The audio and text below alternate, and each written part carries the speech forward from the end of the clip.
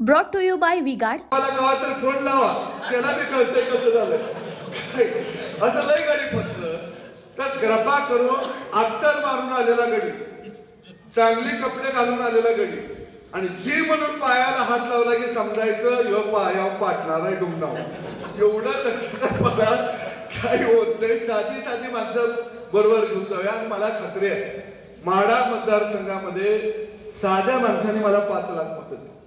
2 वेळा आम्ही राजू शेट्टीला साध्या माणसाने इथं खासदार केलं। ज्यावेळी राजू शेट्टींनी पात सोडली त्यावेळी राजू शेट्टींचा पराभव झाला।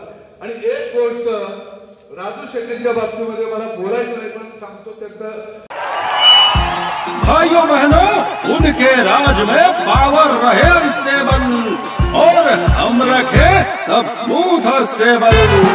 हमारा नेता कैसा हो जो स्टेबल पावर दे वैसा हो। अब की बार वी-गार्ड एसी स्टेबलाइजर का चमत्कार।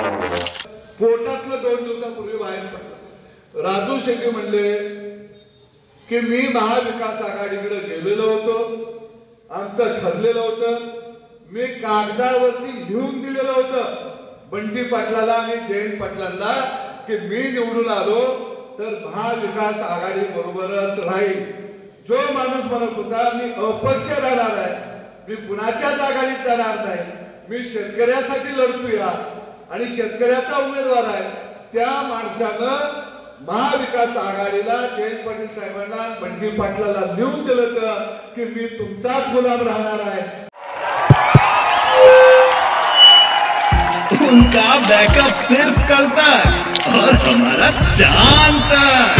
हमारा नेता कैसा हो जो नॉन स्टॉप बैकअप दे वैसा हो। अब की बार वी-गार्ड इन्वर्टर बैटरी का चमत्कार। फक्त आता मला नुसता पाठिंबा द्या आणि शेतकऱ्यांना सांगतो यांच्या विरोधात लढायचं आहे म्हणजे त्यानं उघड बोलला।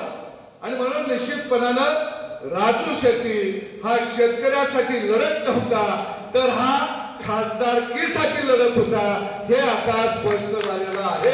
त्याला शेतकऱ्याचा काही देणा घेणा नव्हता। आणि म्हणून निश्चितपणानं मी सगळ्या कार्यकर्त्यांना तुम्हाला धन्यवाद देईन की तुम्ही धैर्यशील दादांच्या बरोबर राहिला, धनुष्यबाण खरात तुम्ही पोहोचवलं। इस्लामपुरात सुद्धा बापूंनी खरोखर काम केलं, जे केलं ताकदीनं काम केलं।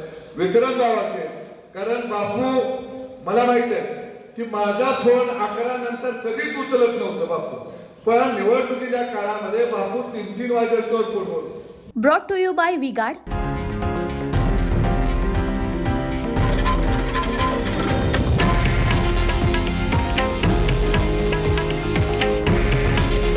हे आहे देशातील नंबर 1 न्यूज नेटवर्क आणि आपण पाहत आहात TV9 मराठी।